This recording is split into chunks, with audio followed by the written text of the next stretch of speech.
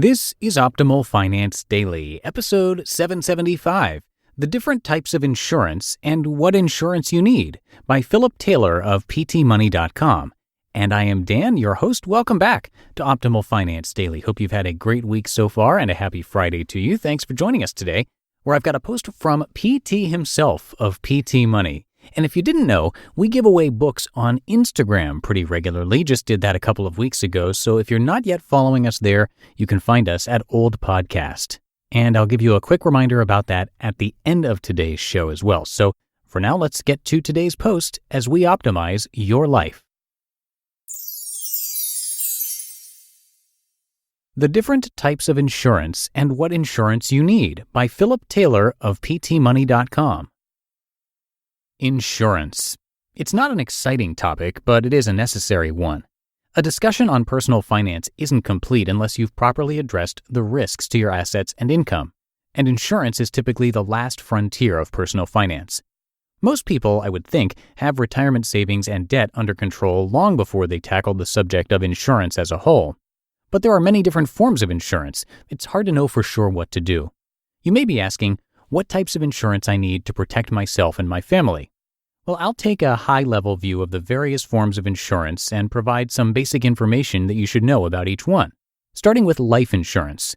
Probably the most under-purchased, if that's a word, form of insurance is life insurance. This type of insurance protects your family from the potential loss of income from your death. Not fun to think about, but it is a reality.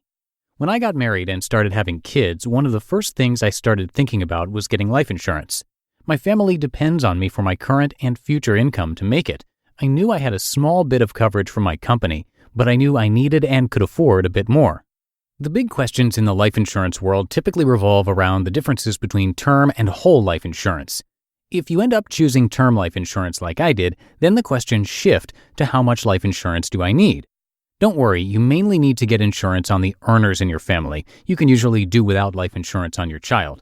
Beyond that, there are plenty more questions to ask before you buy insurance on your life. Once you've got all your questions answered, it's time to start the process of actually getting life insurance. Better to start early because this can take a while. There are applications to fill out and exams to take, and the waiting around for the underwriter to do his or her job. But with all this waiting, it's not hard to find an affordable term life insurance policy. The quickest way to get started with this process is to request a quote for life insurance to see what's available to you. Health insurance.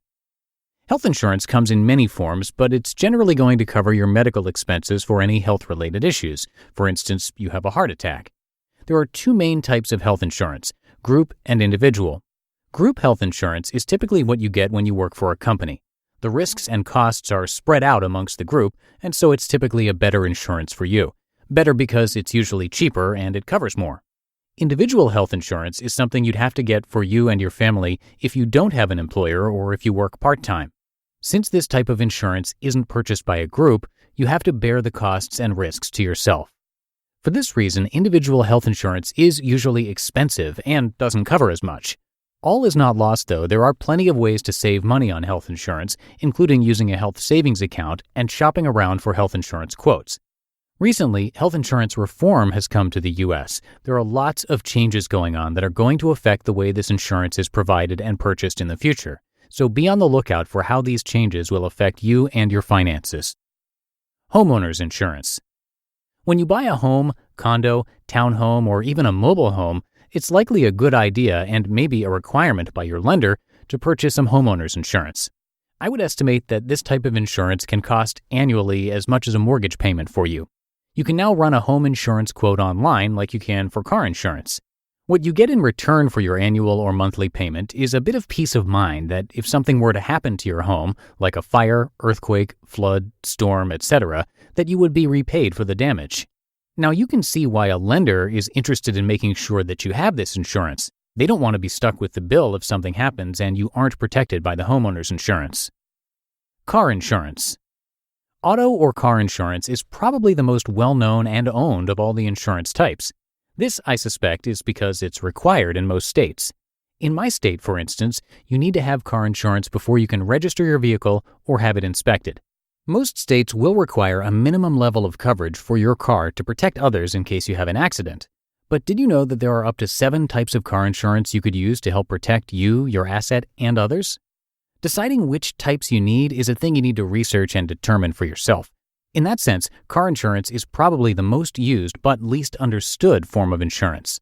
Although car insurance is usually a required expense if you drive, it doesn't have to be expensive, and you certainly shouldn't pay premium prices when you don't have to. I've found that with a little research, it's easy to save money on auto insurance. Disability insurance. This type of insurance helps to cover your loss of income from some type of disability which causes you to lose your job or prevents you from earning an income. You're far more likely to be injured than killed, so it's probably smart to have some of this insurance. Like life insurance, most employers have a basic policy on their employees, but that might not be enough for you and/or you might not have a job with a company. The self-employed should really look into this type of coverage. It's something I need to do for sure. There's lots to know about disability insurance. Mainly, it's important to understand the distinction between short-term and long-term disability insurance. Other types of insurance. Other forms of insurance include business insurance. People often are concerned that they need business insurance with an LLC or corporation, casualty insurance, crime insurance, accidental death insurance, deposit insurance, FDIC, bond insurance, credit card protection insurance, loan protection insurance, workers' compensation, travel insurance, and many others. You can even get insurance for your motorcycle. You just listened to the post titled The Different Types of Insurance and What Insurance You Need by Philip Taylor of PTmoney.com. And you might remember that I also narrated a post from the Finance Twins that covered life insurance in more depth last week, so if you'd like to check that out, you can listen to episode 768. And as promised, just a quick reminder that we'll be having another book giveaway soon on Instagram, so if you'd like to be a part of that, simply follow us at Old Podcast. And that will do it for today. Have a great day and a great start to your weekend, too. Thanks so much, as always, for listening, and I'll be back here with you on Monday, where your optimal life awaits.